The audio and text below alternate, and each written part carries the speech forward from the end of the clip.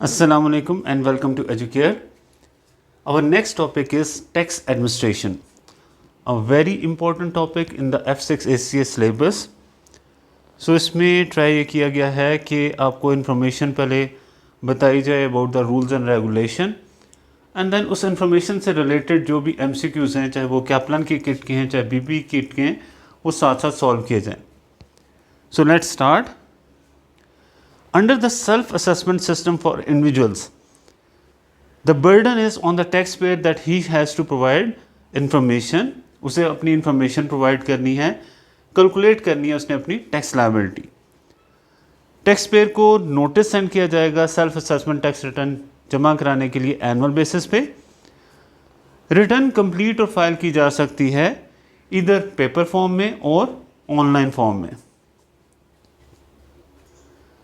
Now we will consider what are the deadlines for filing return. हम file कर सकते हैं रिटर्न या तो पेपर बेस पे या फिर ऑनलाइन, लेकिन दोनों के हवाले से जो आपके पास डेडलाइंस हैं फॉर फाइलिंग रिटर्न वो डिफरेंट हैं. So for filing paper return the deadline for the current tax year है आपका 22-23. तो इसके लिए पेपर रिटर्न फाइल करने की डेडलाइन है आपके पास 31 अक्टूबर 2023.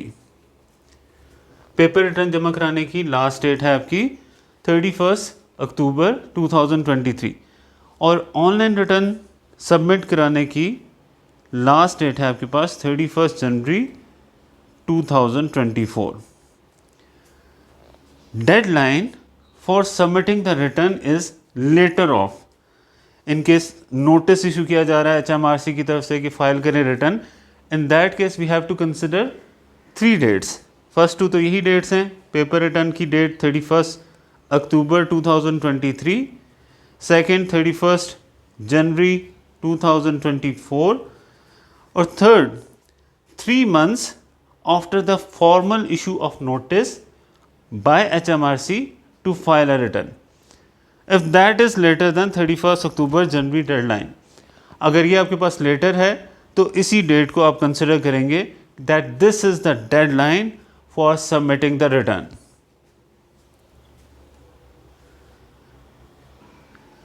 सो an MCQ for the tax year 22-23, what are the latest date by which a taxpayer who is an individual and who does not wish to incur a penalty should file a self-assessment tax return on paper or online. So अभी हम देख चुके हैं कि आपके पास current year में paper return जमा कराने की सबमिट करने की जो डेट है डेडलाइन है दैट इज 31 अक्टूबर 23 एंड ऑनलाइन रिटर्न सबमिट कराने के लिए 3 months मज़ीद दे दिए जाते हैं and deadline would be 31st January 24. So this is mentioned in B option. For paper return this is 31st October 23 and for online return this is 31st January 2024. अब same question आपके पास different way में भी पूछा जा सकता है. So that is for the tax year 22-23, what are the latest dates by which a taxpayer who does not want to incur a penalty should file a self-assessment tax return on paper or online. Same question है, सिर्फ question पूछने का अंदाज different है. आपके पास information जो present की गई है वो डिफरेंट वे में की गई है, तो थोड़ा सा कंसंट्रेट करके आपने आइडेंटिफाई करना है. For paper return this is 31 अक्टूबर 2023 and for online return this is 31st January 2024. तो इन दोनों के हवाले से क्रॉस चेक करें आप तो आपको पता चलता है this is the A option. A option है कि जो आपको ये मेंशन कर रहा है कि पेपर टैक्स रिटर्न जमा कराने की डेट 31 अक्टूबर 23 एंड ऑनलाइन रिटर्न सबमिट कराने की डेट 31 जनवरी 24 है. Another question, HMRC issue a notice to file a tax return for the tax year 22-23 to ANA. और ये कब नोटिस सर्व किया गया? on 16th May 2023. A similar notice was issued to her husband, Franco, on 14th December 2023. Require what are the deadlines for Anna and Franco tax return for 22-23 if they both submit electronically. So यहाँ पे ये information consider की जा रही है जो यहाँ पे हमने जिक्र किया था कि deadline for submitting the return in case the notice has been issued by HMRC to file a return. तो हम क्या देखते हैं 3 months after the formal issue of notice. इस डेट को कंसिडर करना है और कंपेयर करना है इस डेट को इलेक्ट्रॉनिकली रिटर्न सबमिट कराने की डेट से, and that is 31 January 24.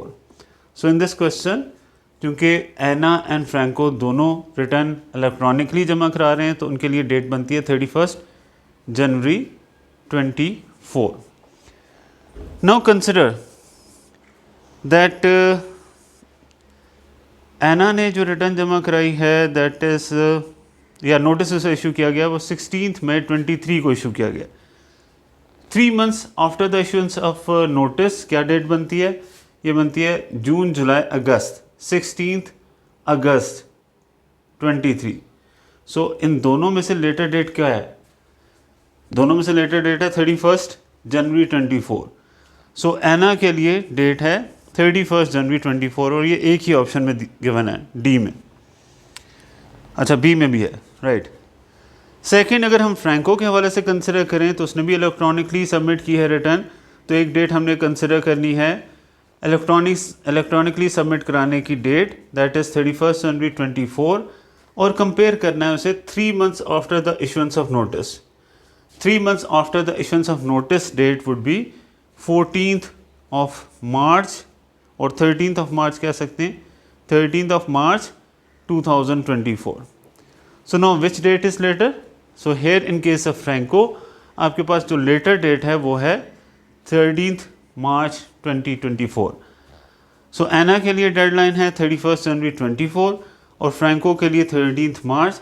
So D is your right option.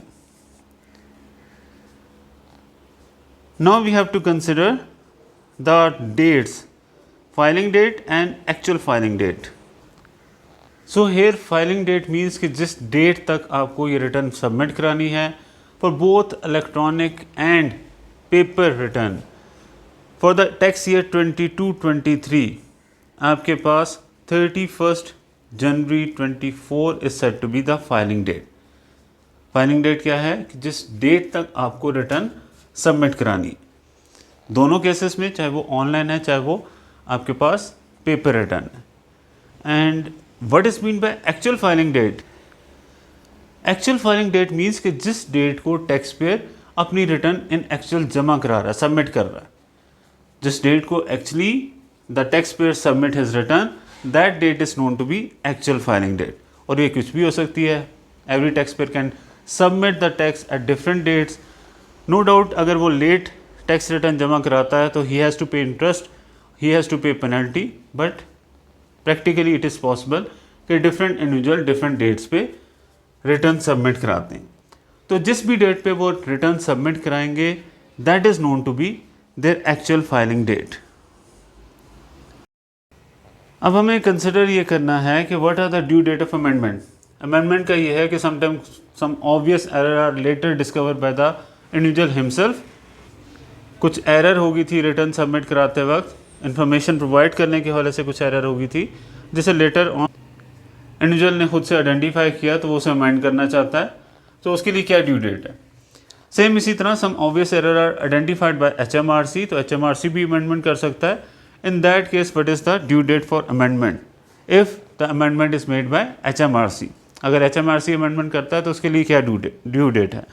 So it is 9 months of actual filing date. 9 months of actual filing date. और अगर टैक्स पेयर जो है वो अमेंडमेंट कर रहा है तो उसके लिए आपके पास ड्यू डेट है 12 month of filing date. So for example आपके पास filing date for the tax year 22-23 वो है 31 जनवरी 24, ये फाइलिंग डेट है। इसके 12 मंथ्स बाद की डेट क्या आ जाती है, दैट इज़ 31 जनवरी 25। तो टैक्स पेयर जो अमेंडमेंट करता है he can do so by 31 January 25। और HMRC जो अमेंडमेंट करेगा उसके लिए क्या देखा जाएगा कि टैक्स पेयर ने एक्चुअली फाइल किस डेट को की थी रिटर्न, जिस डेट को भी एक्चुअली फाइल सबमिट की गई थी, रिटर्न सबमिट की गई थी, उसके विद इन 9 मंथ्स जो है HMRC अमेंडमेंट कर सकता है।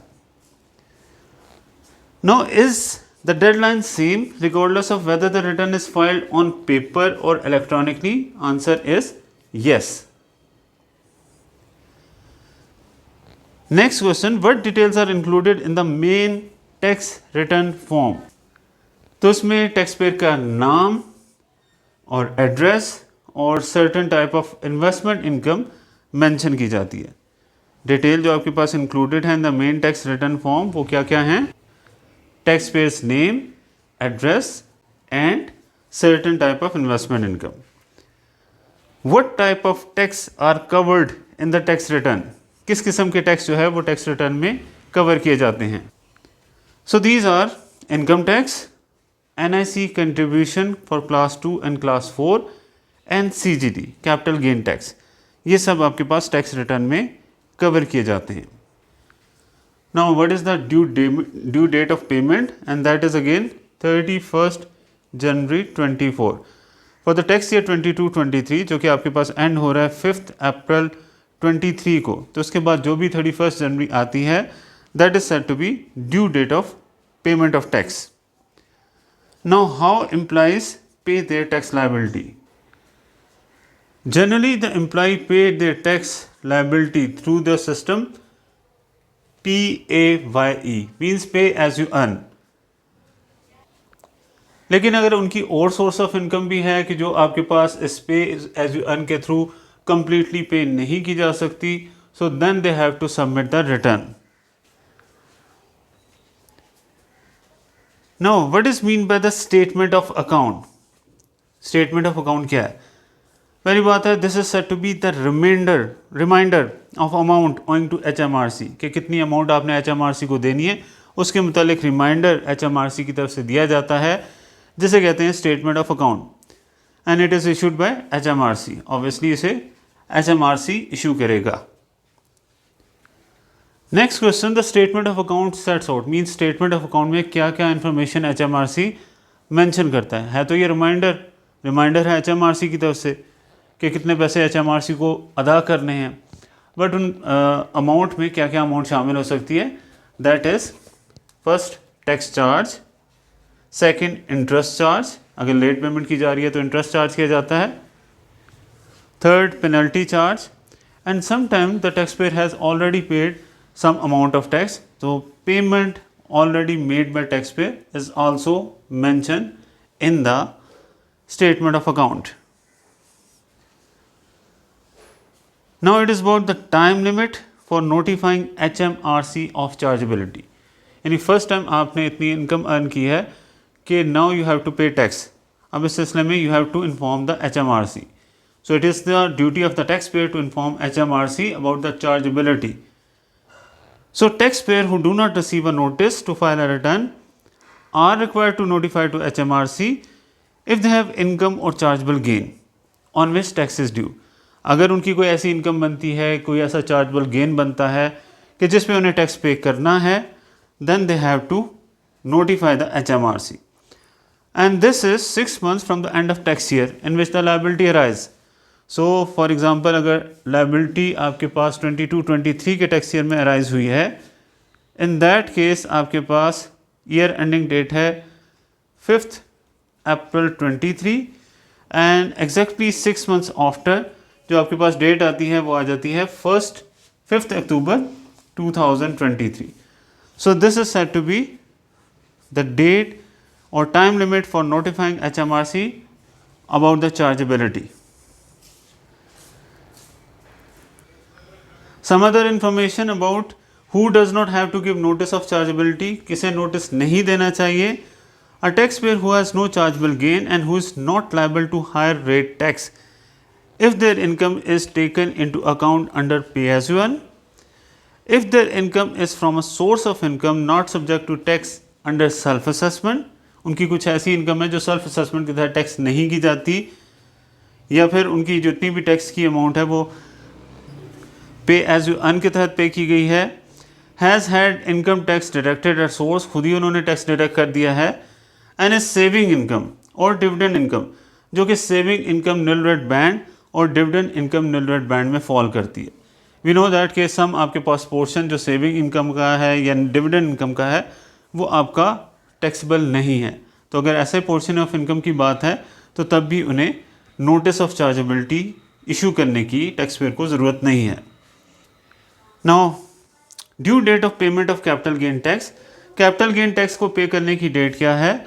आपका टैक्स ईयर एंड हो रहा है, करंट टैक्स ईयर एंड हो रहा है 5 अप्रैल 23 को, तो उसके बाद जो 31 जनवरी आ रही है that is said to be due date of payment of capital gain tax. Now the question is, Darren made a chargeable gain of 50,000 on sale of painting on 30th June 2022. This was Darren's only disposal in the tax year 22-23. He had previously paid his income tax through deduction at source, so has not had to submit a self-assessment tax return. By what date must Darren notify HMRC of his chargeability to capital gain tax in relation to gain made on 30th June 2022, and by what date must he pay capital gain tax liability? So अभी हम consider कर चुके हैं कि notify करने की date year and होने के 6 मंथ्स के बाद आती है. टैक्स ईयर आपका एंड हो रहा है 5 अप्रैल 23 को, तो उसके 6 मंथ्स बाद की डेट आ जाएगी 5 अक्टूबर 23. और टैक्स पे करने की डेट ईयर एंड होने के बाद जो 31 जनवरी आता है that is said to be due date for payment of tax. So these are the two dates. First for notification it is 5 October 23 and for the payment of tax this is 31 January 24. So B is your right option. Now further information कि जहाँ पे return electronically submit की जाती है, calculation of tax liability is automatically provided as a part of online filing process.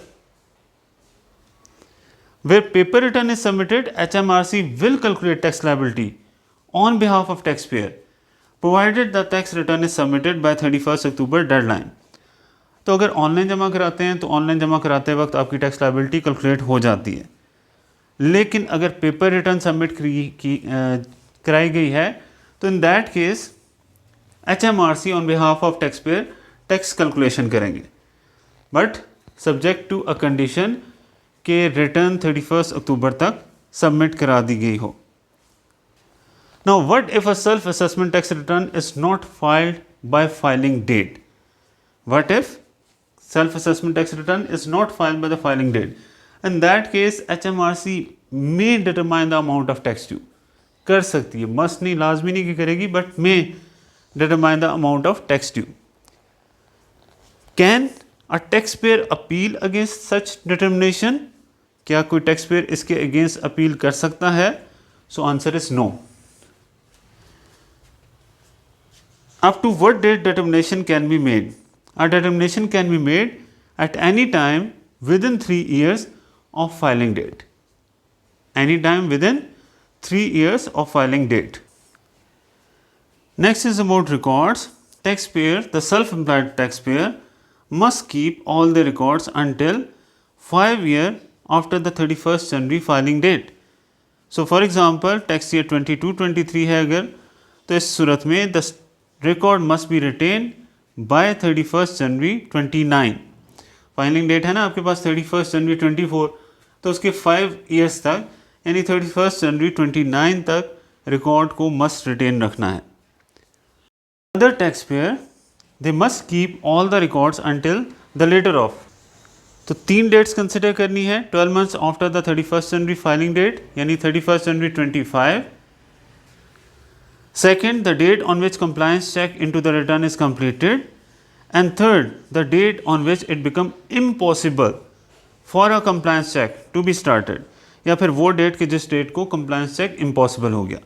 तो इन 3 dates में से जो भी लेटर डेट आती है उस डेट तक बाकी टैक्स पेयर ने अपने पास रिकॉर्ड मेंटेन या रिटेन रखना है। The maximum penalty for each failure is £3000 per tax year. So इस लेक्चर में up till now, after that we will consider payment on account as well as balancing payment with the help of examples.